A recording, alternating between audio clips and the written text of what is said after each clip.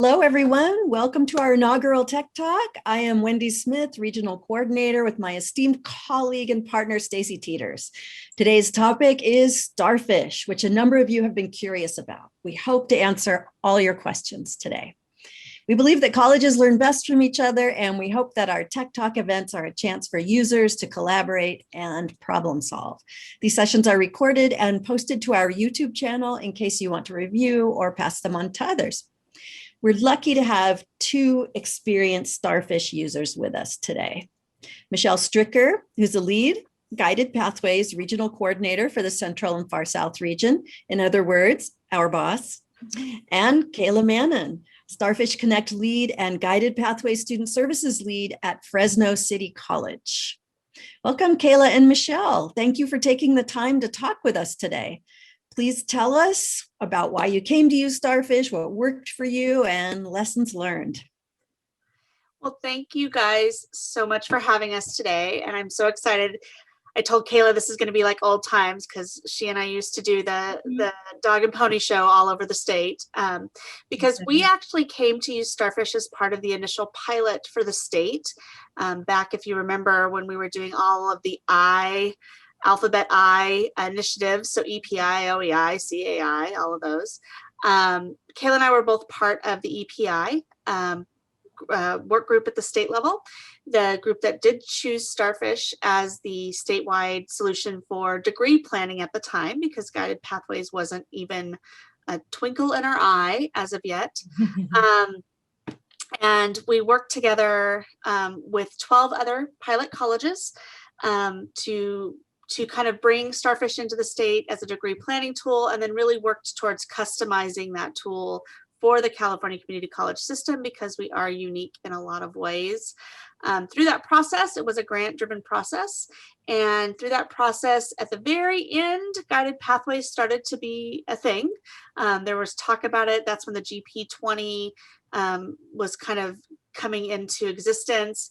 And we really did realize at that time that we had set a really good stage because Starfish was an enterprise platform that included, beyond Degree Planner, included things like early alert and scheduling, that it could be very powerful in terms of helping us with our work with Guided Pathways.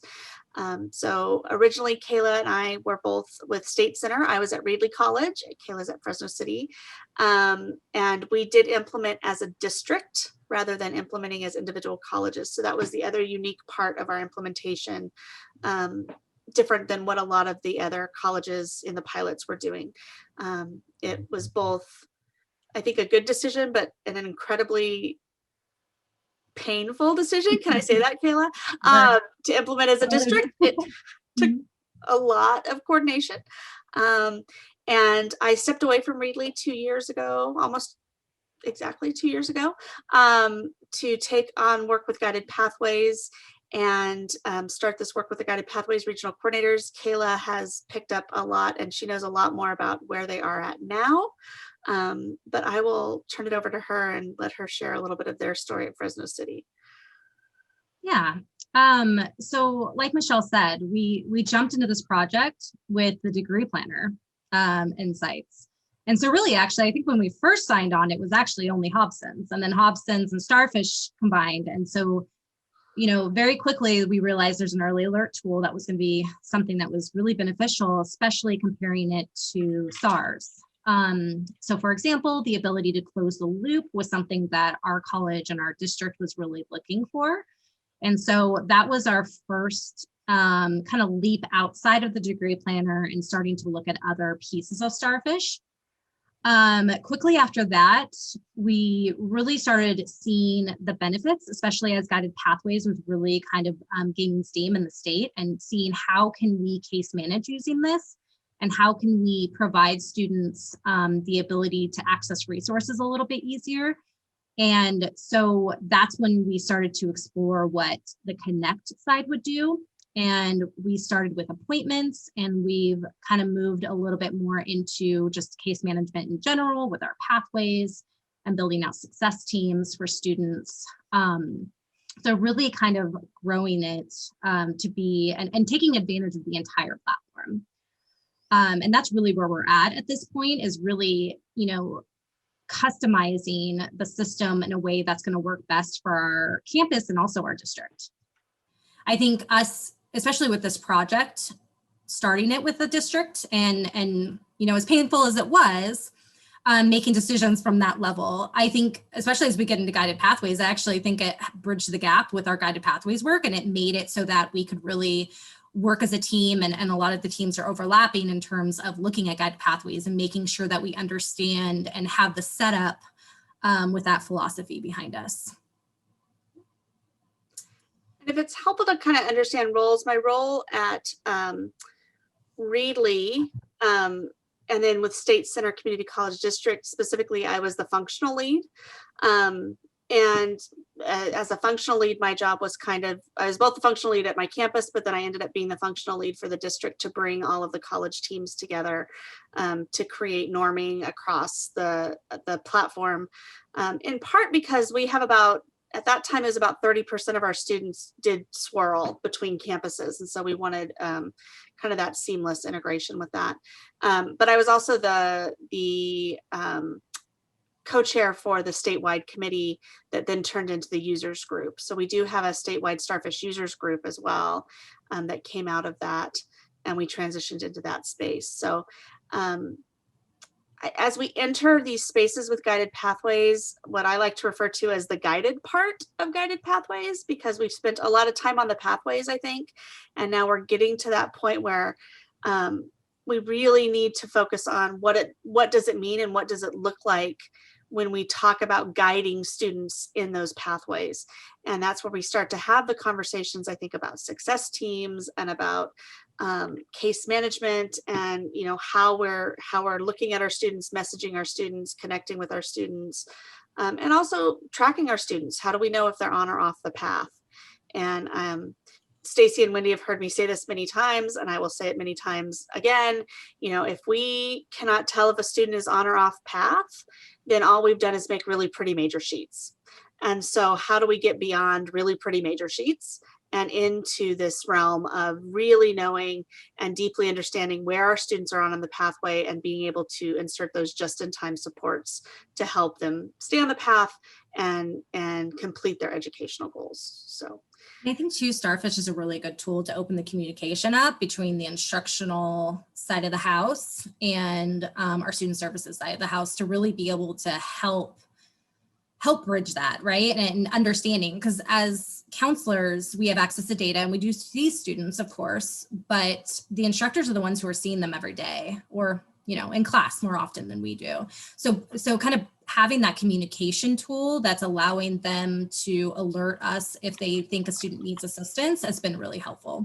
I think what we're interested in is kind of knowing what questions you might have, what questions you might be interested in and understanding or knowing. Kayla does have a tenant, and that she can pull up and show examples of things if you're looking for specific examples. I can talk a lot about, setting up teams and cross-silo communication and how what the implementation looks like, but also what the maintenance of a system, an enterprise system, might look like. So lots of ways we could go in this conversation, but we want to answer the questions you might have. To jump in real quick, and then sorry Tony, you'll be next. Wanted to take a real quick moment to maybe do even a zoom out view, right? So before you have a technology solution, right, what were some of the things that you went through to kind of conversations and considerations that led you to utilizing this platform that might be generalizable and helpful for people to consider as they're moving forward? Absolutely. So I think we are a little bit different because we were part of that. We were voluntold to be part of that initiative. And so we learned a lot of really valuable lessons. And moving forward, I've worked with several colleges in implementing and looking at tech platforms, and that's become actually a big part of my position even now. Part of it is really starting to identify and looking at what questions are you trying to answer.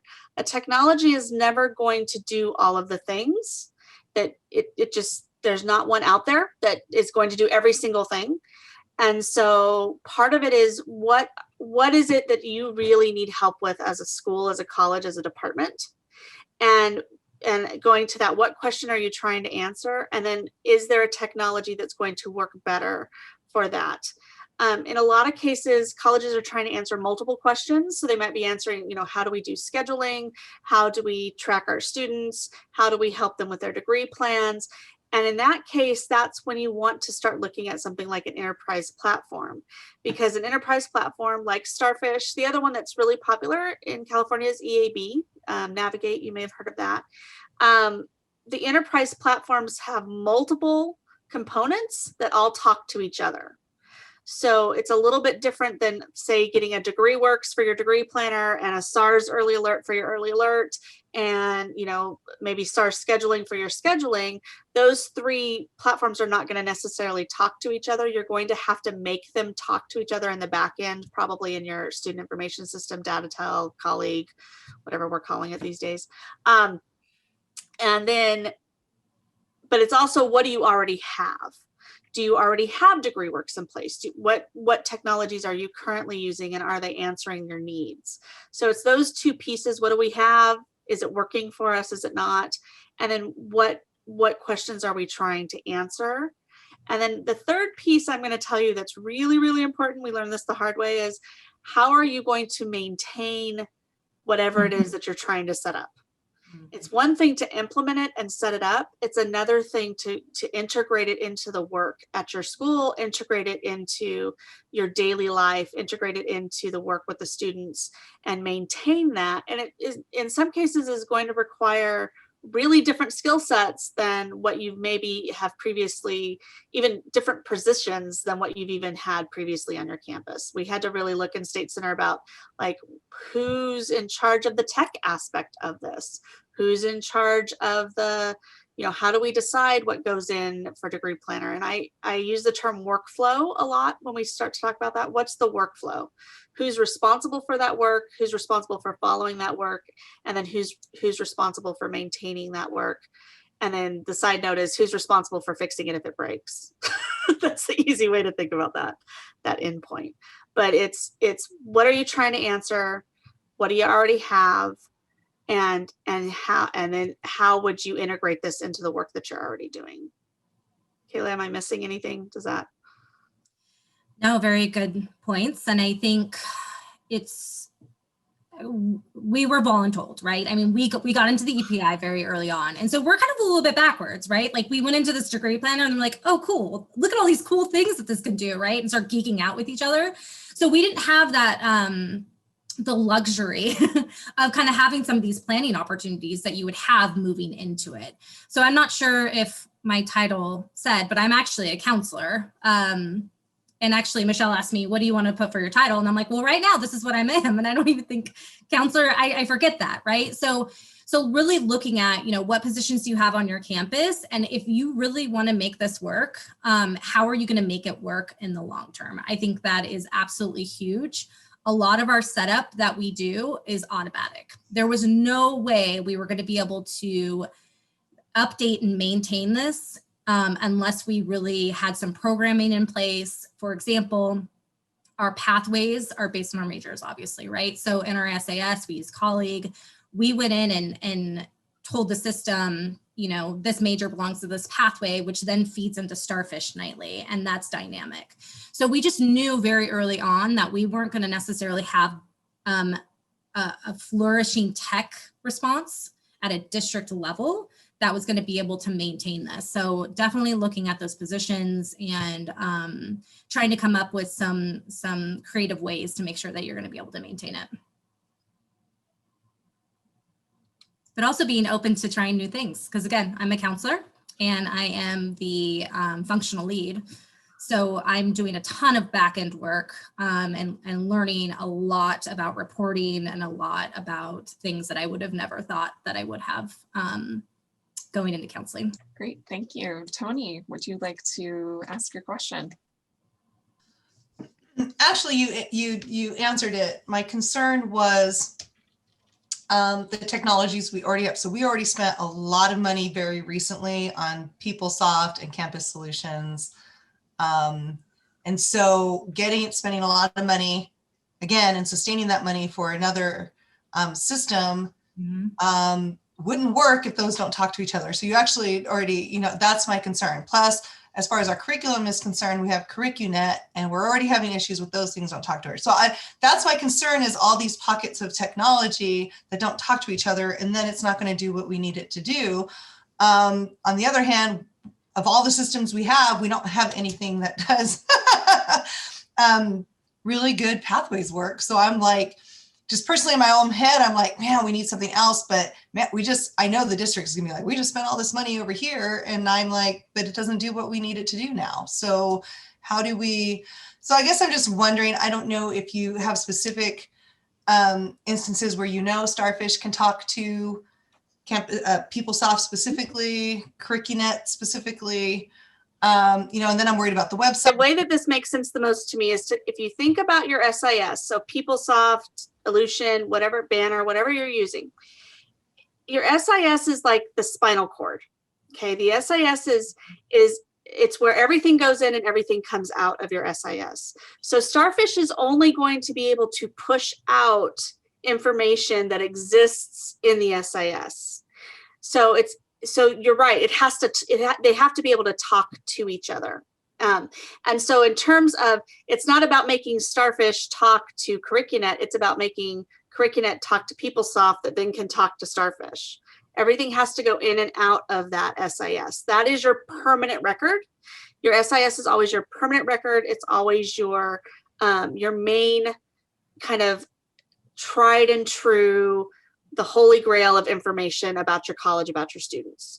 So anything that you want to feed into Starfish, you are going to need to pull out of your SIS. The benefit of something like a enterprise platform software is that I'm going to get super techie, but it's got an open framework to it to where you can create what's called APIs, and there's these different reports, and you can make them pull them at certain times. The downside is it's a little bit harder to get it in real time. It's possible, but you have to have a tech department that's really dedicated to that work and making that happen. I know there are colleges that are pulling the data in real time, but then there are others that are pulling it, once a day. And so that, from a counseling standpoint, that can get a little bit laggy, especially around registration time and some of those kinds of things. Kayla, have you guys gotten it? Is it still? It's nightly. It's still nightly. Yeah. But there are ways to do that. Part of it is the tech support that you have in place, and Santa Barbara was pulling it real time. There's a few that are Sierra, I think, is pulling it real time. So it's just that setup on the back end and how that tech department is willing to support that. And that is our goal, because especially using Degree Planner and the registration functionality, we want to get to that point where students can take a look at their plan and click a button that says register these classes. That was going to be my next question. So what is it from Starfish that is student facing, and then where does the student see that without having to go to really outside of their own portal, right? It'd be nice if it was all there so that you kind of. So it's a functionality that's available, but like Michelle said, we're still working on the tech side to have that support to build that out, to actually register. Okay. Yeah, it does look at section data, and we're really careful about letting students play with it, to be quite honest, because if we're going to a level of section data, the odds of a student thinking that they are registered for classes, even more so than sometimes when they get confused with just a paper pencil SCP, we wanted to make sure that there was no confusion there. So we want to get closer to the point where we're going to be able to open it up for registration before we really let students start poking around and doing different things with it. With that said, we do work with them with counseling, and we show them it then, but we're really careful with letting them play with it on their own. And there are many colleges that have opened it up to students that are doing Modesto, Sierra, El Camino, Santa Barbara. There's several that are. State Center just has not gotten there yet. But you have control over which pieces you also want to open up to students. So you can currently, and Kayla, you could show them this, is what a student sees when they log on to Starfish. There's scheduling, there's pieces other than the degree planner that they do have access to. Yeah, and kind of talking a little bit about the guided pathways work. Let me, real quick before I share my screen, let me go ahead and I'm going to imitate a student so I can show you what the students see or some of the stuff that we have set up in terms of building relationships in Starfish. And while you're doing that, Kayla, I'm realizing some people might not even be aware of the capabilities or the functions of Starfish in general. If Right. both of you could kind of reflect on what that technology serves need-wise. Yeah. So Kayla, I'll let you pull that up and I'll Yeah. talk a little bit about that while you're doing that. So Starfish, Hobson Starfish has a few major components to it. The main ones that most people are really familiar with fall into one of three buckets. It's either going to be your early alert bucket, kind of that early alert student facing, the scheduling, or what we refer to as Connect. And I think Hobsons now refers to as their case management features. I think Connect is a holdover. So if you talk to anybody from Starfish about Connect, they'll laugh at you and say, oh, you talked to somebody from State Center. I think they refer to it as case management now. And then the degree planner are the three big components that are within now. Now within each of those, there's different build outs. So degree planner has registration functionality that you can open up in there. The Connect or case management features has a whole bunch beyond scheduling that revolve around case notes, student case notes and communications. The early alert has a whole functionality where you can communicate, and Kayla kind of touched on this a second ago about increasing the communication between counselors and faculty, because there's a whole back end where you can have emails and different communications existing within.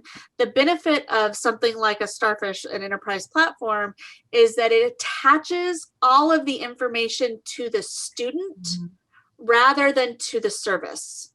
So if you think about right now, I came from counseling as well, and I would meet with a student and I might pull up, we had Datatel or Lucian, and I would pull up, and if I wanted to see their transcript, I had to go to one screen. If I wanted to see if they had seen another counselor, I had to go to a different screen. If I wanted to see what courses they were registered for fall, I would need to go to a different screen. I would have to go into all of these different places because the way the SIS was set up is you're attaching data or information about the student to the service or the screen. In a platform like this, you're attaching it to the student. So if I open up Kayla's file as a counselor, I can see all the information that I need to see about Kayla without going into different screens. I can see communications that happen. I can see any information that I've designated to be pulled over.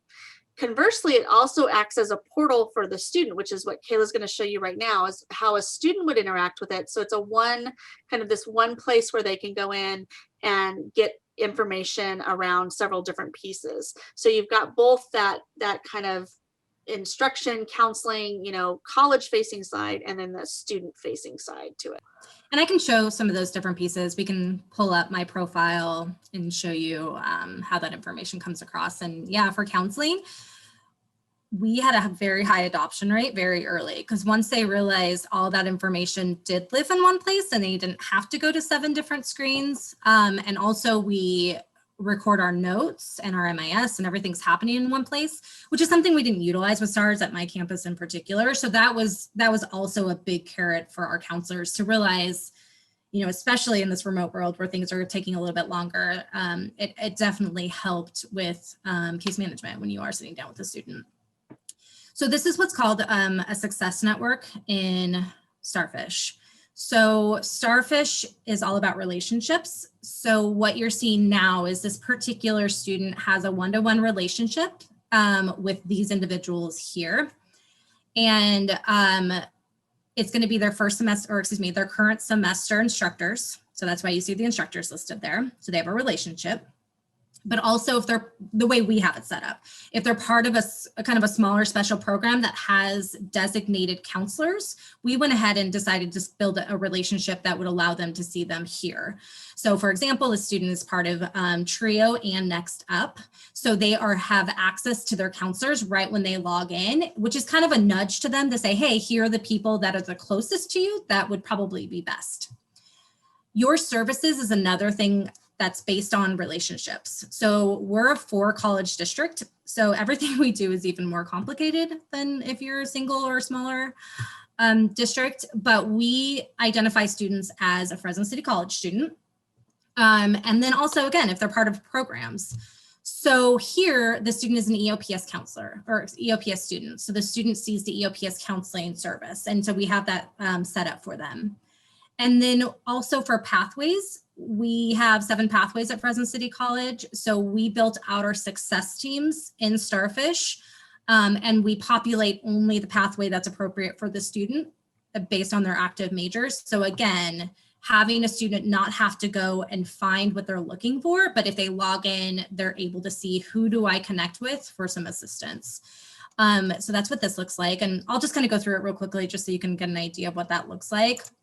You have the opportunity to, you mentioned website earlier, so I just wanted to notate too, is you can do what's called deep linking in Starfish. So if you, and we do this from our pathway website at Fresno City, that on the top, it says schedule an appointment with a health and STEM pathway counselor. When they click on it and they log into Starfish, it drops them to this page, which they then would schedule. So it was really important to us to not cut off access. We nudge them based on their major, but if they know they want to kind of change majors and are interested in something else, we kept that access open and we made it ways for them to tunnel through to be able to see them. So you're able to build out the teams. I want to say I was at another webinar where other colleges will truly build out their entire success team. We didn't necessarily do that. We're only putting our counselors in here. But you can also put in, if you have a financial aid rep and all those different areas, if you have success teams set up at your college, you can put them in here as well. Students are able to schedule appointments, of course. Let's see if I have any open. Great. So just kind of personalizes it a little bit. So anybody that is available, they can go through and schedule. But we're of course not going to do that. So this is kind of how we're pushing it for students right now. Another thing that you can utilize that we aren't going live with until fall semester is I need help.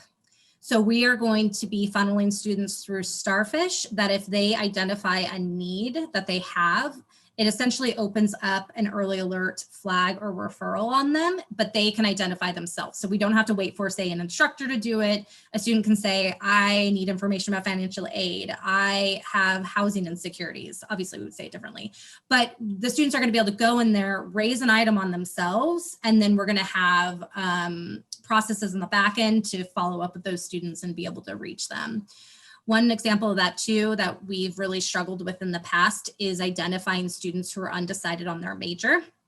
So talking about pathways and getting them in and being able for a student to say, hey, I'm not really sure on my major, and because they have to choose that major when they do their application. So we're really excited about that functionality to really be able to identify those students a little bit easier. So that's something that we will be going live with in the fall term that I know a lot of colleges and universities are using right now. I'm going to go ahead and log out of that. So also, I don't know if you guys are interested in seeing some of the work that we're doing, and you guys can ask me questions. Yeah, it looks like we've gotten a couple of questions in the chat so far. So related to undecided, is one of your pathways undecided/undeclared? Not at our college. Okay. One of our sister campuses did go with a pathway that is identified as that, but we decided not to. Okay. And then we also have a question from Nancy. Can you share how you set up scheduling of the counseling appointments based on pathway? Like a student would set up scheduling, like how they would schedule an appointment, or how? How we literally set it up on the back end. I was going to say, Nancy, do you have a preference or a clarification? Or like how a counselor would set up their office hours, thinking STARS. If you're a STARS school, you can tell me what level you're talking about and I could kind of mirror that. Yes, so the question was because we have not said counseling based on pathway. So I'm just curious in general how and availability of counselors. So now that you have set specific counselors per each pathway, how have you had to maybe shift counseling appointments and even counselors around based on this new setup? It's a great question. We're still working it out. At Fresno City specifically, we've had success teams prior to when we went into our pathway teams for a couple of years now. At first, we still had a general counseling department. So we would have multiple services running. We would have their pathway that they could click on, but we also had this general counseling, and Starfish allows you to have appointments available in 2 different areas. So that made it a little bit easier to try to figure out. We looked at the data. We took a look at how many students are within each pathway, and we based our counseling hours based on that. It still shifts. During busy times, for example, we have a health and STEM pathway who our allied health and our nursing department is under. So for example, right now, actually, they're in application period. So their counseling availability goes down. So we have to shift around to accommodate those needs. And it's pretty easy to be able to do that. And depending on how you have this set up, it's not very difficult to start shifting people around if you need to. But we're just kind of constant. We have like an office manager basically in our department. So Fresno City College, we're about 150 counselors, but we have kind of a hub of our general counseling. And so that's where our pathways live. And so they are constantly looking at, you know, where the need is. Again, going back to that not cutting off access, another thing that helps with this is if a student calls in to make an appointment and they need a health and STEM appointment, but there's none available, we will go ahead and give it to another counselor that's a part of another pathway if necessary. So we have a priority. We try to get them into that pathway, but if there's a need, we have the ability to place them into an appointment that's outside of their pathway. So we have some of those kind of pieces set up as well to make sure that doesn't happen. And just to clarify a little bit, so Fresno City is a very large college. I think you guys have over 30,000 students at this point. And they have a lot of specialty counselors. And so when Kayla was showing the student, so you would have a student that might be a next step student, they might be an EOPS student, they might also be, you know, they could be assigned to multiple counselors. And that's one of the big benefits that I'm going to say coming from the counseling side of the house that is beautiful about using a technology like this is, and specifically Starfish, is the ability to create and share information, again, because it's attached to the student. So if Kayla meets with a student and does an ed plan with a student, but that student is actually an EOPS student as well, and I'm the EOPS counselor, I can pull that up. And I'm going to be able to see, I don't have to recreate an ed plan for the student. I don't have to recreate, I can see immediately like what services that student has accessed on campus. I can see what ed plans have been created for them. I can see all of this information because it's now attached to the student versus the service. And so this idea of students that would walk around with 2 or 3 ed plans that lived in file cabinets somewhere or on a hard drive, on a counselor's hard drive somewhere, and counselors wouldn't necessarily be sharing that information back and forth.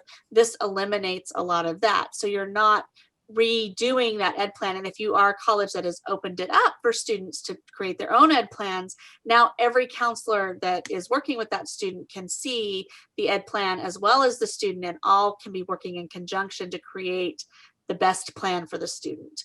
And again, I have a lot of mantras that I use, and one of my big ones about ed plans is counselors don't own the ed plan. The student owns the ed plan. It's their plan, not a counselor's plan.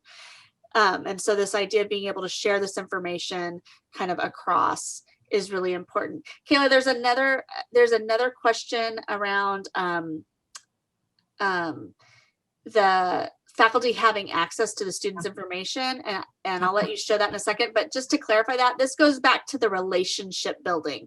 So because everything in Starfish is built on relationships, you can dictate how much or how little you want different groups to be able to see based on the relationship permissions you give them. So in terms of early alert, you're going to want faculty to see some of that information because you're going to want them to see that they have met with a counselor, that the loop has been closed, that you've gone through this process with them. But you get to dictate in your setup. You don't have to open up the student's entire file to the faculty. You can say which pieces you want that faculty to be able to access and see and communicate around. And you can also do that within course context specifically. So if an instructor raises a flag on their class, does not mean that they have automatically have access to a flag that was raised in a class, another class that they have. Okay, so there's an option of course context specifically, and when it comes to early alert, we're really careful and really taking a look at what should they see and what they shouldn't see. Now, with guided pathways and all the work that we've done, if they raise a flag and the whole closing the loop idea, it's really important to us that the instructor knows, at least in terms of the flag, that, hey, a counselor has followed up with the student. But you have multiple areas of Starfish, so you can let the instructor know as much as is appropriate, but then you're going to have, you can have counseling notes, you can have appointment notes that might go a little bit deeper, that of information that you don't want that instructor to know based on confidentiality. So there's different levels there. So here's, okay, so this is me, obviously. So this overview typically has information on a student that we call attributes. Attributes are something that Starfish can bring across, and to Michelle's point, when you see everything in one screen, it's helpful. So typical attributes that we have coming across are things like GPAs. Is a student enrolled in fall, summer, or spring? Academic standings, huge. Do they have a SEP, an abbreviated or a comprehensive SEP? Have they completed their orientations? I know a lot of colleges are bringing over active majors, things of that nature. So you have just one long list of student information that you can draw from right off the bat. Then you of course have degree planner, which I can show you guys if you're interested in that. But what I wanted to talk about is tracking. So tracking is related to the early alert functionality. So as you have flags raised, you're able to communicate with the instructor and other counselors. So again, Fresno City hasn't gotten to a point, and I'm not sure if we ever will, to be honest, to be able to go down to a 1-to-1 ratio type of thing. So I know other colleges have where they have, one primary counselor. So when a student does see multiple counselors, it's very helpful for us to be able to have different ways to communicate within us as well, beyond XCHASM or the notes that we would input. So here's an example. So this is a flag that's raised. So you can have a tracking information. So you can have communications. You can say maybe information about the student and what you did with the student. So this is basically to show that tracking. And then you can clear the item, which will close the loop, and you can send a notification to the instructor that allows them to know that. To the point of what can instructional faculty see, what we have, and again, this is all set up based on what you guys want to set up, but we allow our instructors to see this level. So this part where we're notating, hey, we're following up with the student. Hey, the student said this, and something that's appropriate for them to know. So we allow them to see this. So at any time, an instructor can go into Starfish, look at the flags and the other tracking items that they've raised, and take a look at this screen, just as we do for counseling. So that's some information that we have live here.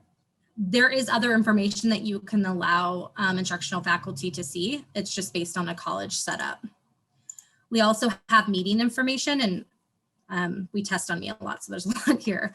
Something I wanted to notate though, talking about communication across campus and really kind of getting behind the student, is we have our admissions and records onboarded. So when a student goes and sees our admissions and records, they actually input information about what they did with the student. That has been so helpful to counseling. One, student doesn't have to explain themselves over and over again. Two, I always say upstairs, downstairs, because that's how our building works. Student sees me in counseling upstairs, walks downstairs, 2 minutes later, has no idea what to say to the person at admissions and records, because why would they, right? It's like this jargon that they're not familiar with. So it's been so helpful for us to put notes in here to say, hey, the student needs this petition, they're coming to get it, kind of thing, right? And it just really helps in terms of the communication between the two.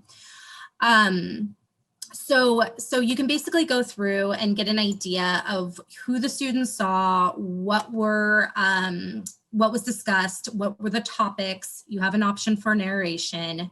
So that's meetings. And then also notes, we'll pull any notes from all different pieces of the kind of case management view. So if you have a flag or referral or a kudo that has some comments, it's going to pull it here. If you have an appointment type, it's going to pull that note here. You have the ability to literally add notes and have permission levels for that. So for example, if you're an EOPS counselor, they have EOPS notes that they can add. Has nothing to do with MIS, but it has the ability, it's strictly for case management to speak to each other. So all of that kind of comes into one play. This might look a little overwhelming, so we're able to drill it down a little bit. And then finally, you can see their network.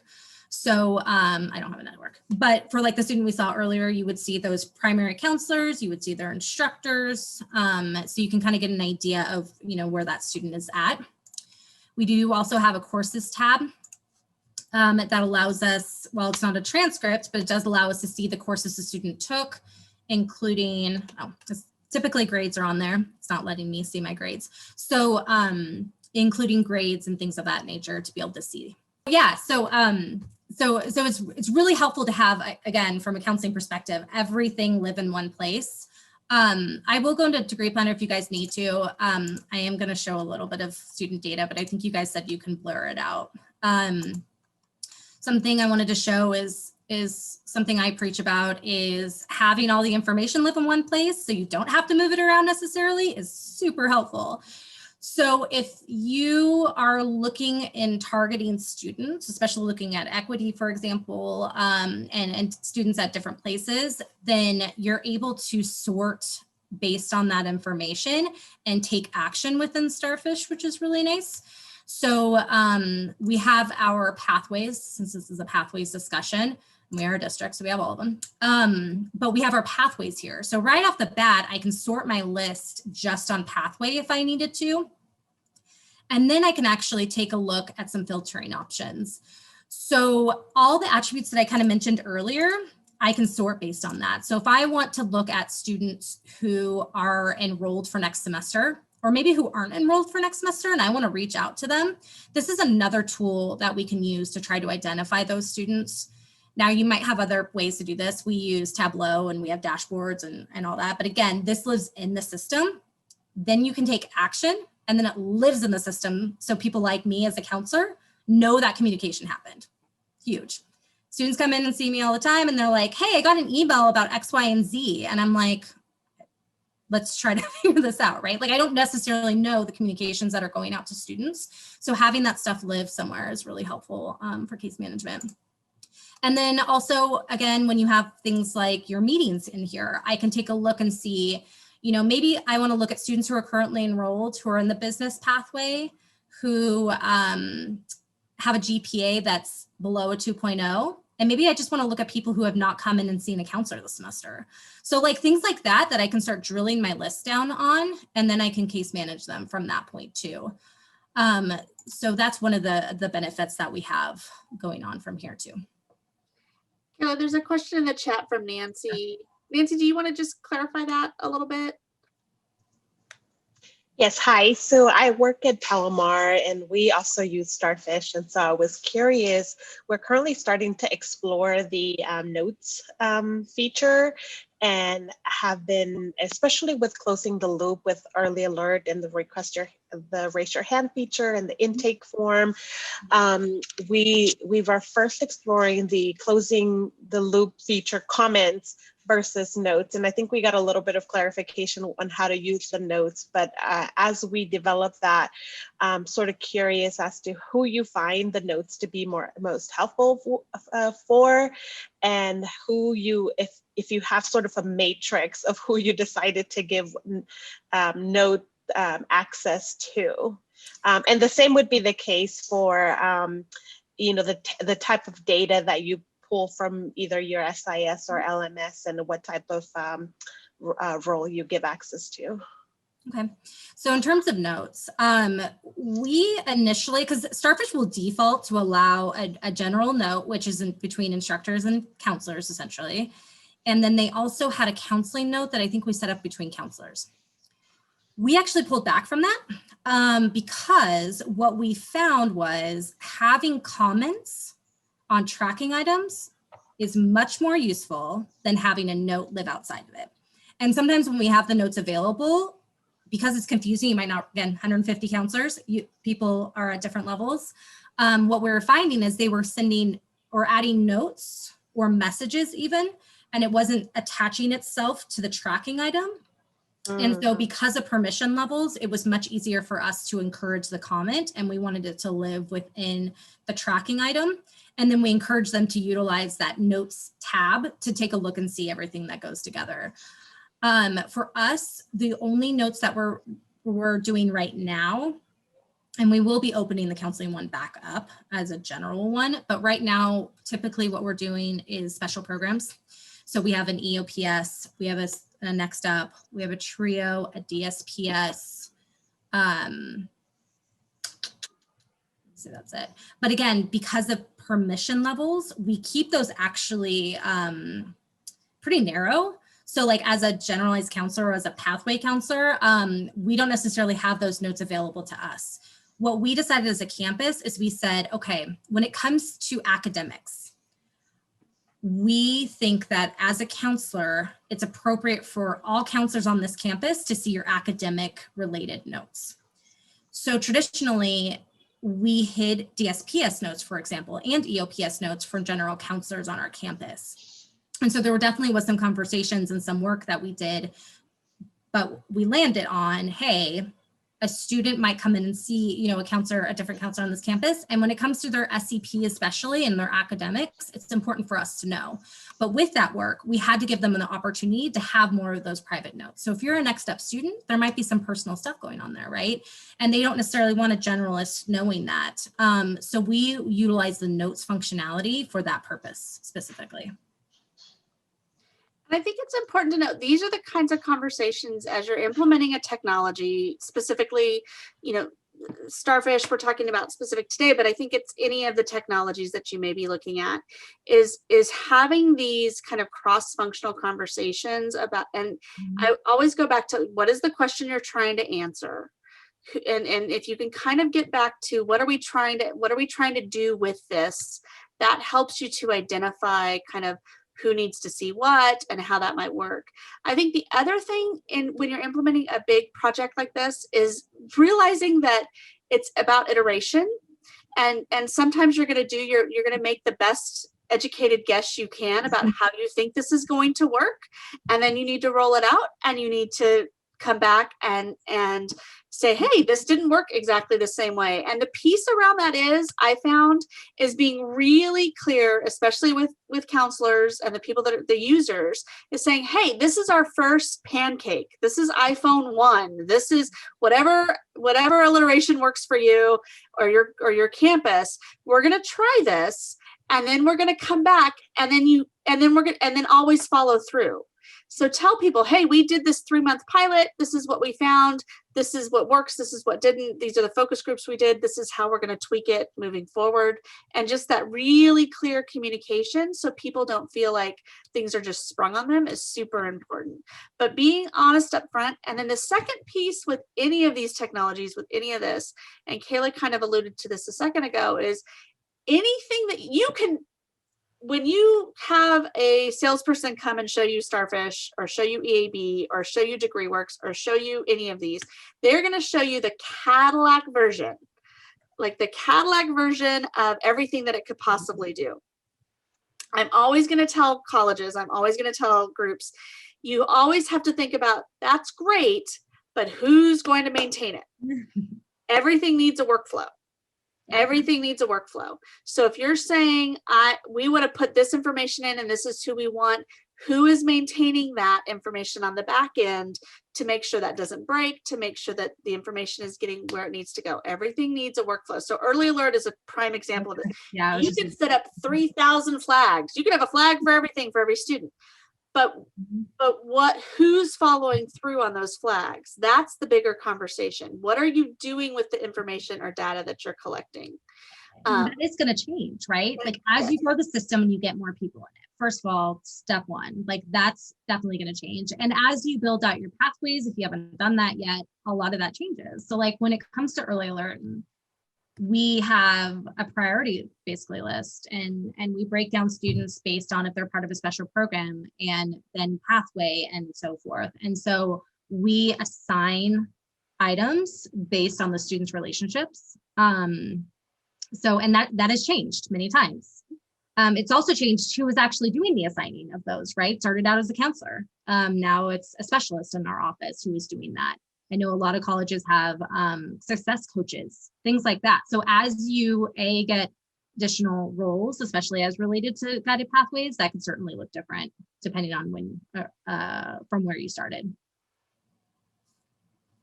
So it's about trying, it's about seeing what fits, it's about seeing what fits with your college culture, Right. with your department setup, all of those different pieces.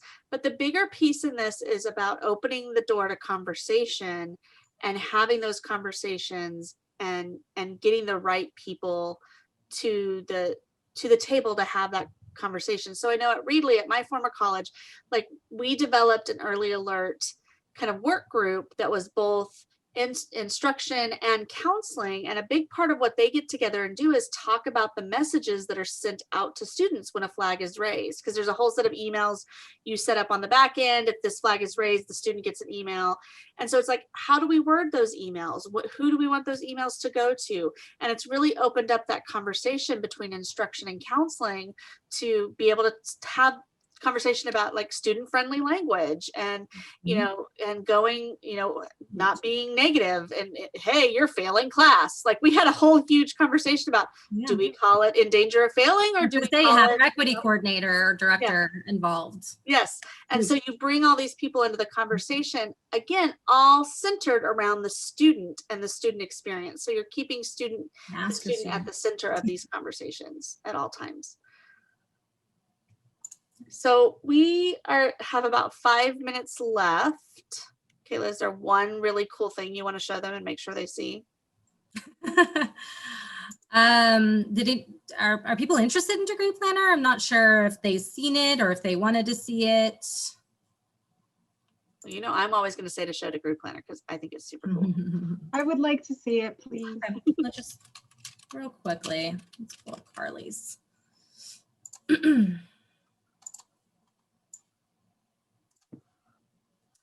One of the things that I like about this view is that within your plan, we know students have multiple goals, right? So you can have certificates and a student and a counselor can see right away, like how far they are in their journey before you even jump into it.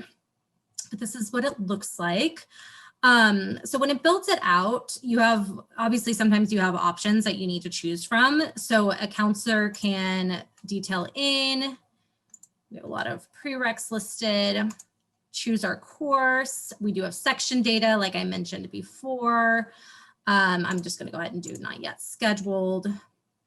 So as a counselor, it builds this out for us based on what the student has completed. And from that point too, you can drag and drop into the term. It understands projections and takes a look at history. So if a Bio 5 class that I just moved is never offered in the spring semester, it would actually kick it back and tell you, hey, don't put that there, basically. So you can kind of move things around. This is like what we think of for counselors as this traditional SCP view, which is term by term. There's also a requirements, which is kind of taking the major sheet and saying what is completed and what is not complete. It will tell you when it's planned. You can also do some scheduling from this. Just like I had chosen that course, you can click add course and look into that. If they've taken it, it will detail here when they took it, the grade.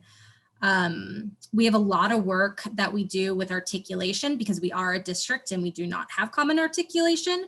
So we have things that are called, we call them blacklists. So sometimes having where that class is taken, while it is programmed in the back end as a counselor, it's good to know where that is taken just so that you know in the back of your mind. And then that schedule button, which I absolutely love. We might not be able to have quite, let me choose a couple of these real quick. But this is super cool, well, actually, because if I do have any counselors on the call or anybody who has ever done trying to schedule for students, sometimes that's a little bit tough. There's a lot of needs, moving things around. What section am I in? Okay. Sure. Okay. But with that schedule option, you can reschedule your courses. A student can say when they want to, and then you can do see schedules.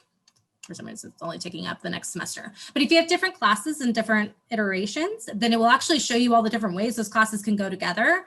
A student could simply set as my schedule, and it would give them that scheduling data for them. But again, that's where we really are excited about the whole schedule button, so that on their registration date, it'll pop up a schedule button, you click it, and then it would go ahead and register them for it. But love this part of the tool. And I think students will really love that. But yeah, and then we have approvals. You're able to add notes to it, to the students, but also, you know, within counselors. You can print it, which we can go back in Sacramento about 5 years ago. We had all kinds of colorful conversations of what an SEP is within the state. That was fun. So we really have a California SEP is what Starfish likes to call it, because we really wanted just the, again, I'm a counselor, just the SEP. So for me, that's semester by semester. So being able to print just a kind of version that we're used to. And yeah, you could always rebuild it and take a look at different things. There's histories. So the history is a big deal because you can see it's a big deal. Other counselors have modified the plan, or other people that have gone in and touched the plan. That was a big deal for a lot of our counselors, is they wanted to be able to see if it was changed. And that kind of piece. Thank you both so much. I know we're right at 4 o'clock, and we I don't know if you have availability to stick on for a few minutes if folks are still having questions, but we wanted to thank all of our attendees for participating in this conversation today. We hope we've piqued your interest, if not about the specific technology, about especially about some of the considerations. We hope it was helpful and informative session for you all. And we'll also be sending out announcements about future tech talks or opportunities like this, and how to get connected to the listserv if you have not yet done so. Were there any last questions? There is a question about 100% online classes showing up on the schedule. Kayla? You guys have that built in? So yes, you can choose online classes, and especially with everything that happened, obviously COVID happened the past year, they did do some additional programming. So yes, you are able to say online classes, or if a student's interested in online classes. And right now I want to say it displays as TBD, which is something that we're working through. Yes. The other thing you can set up on the back end is because we set it up as a district, you can choose which location you predominantly want the classes to come from.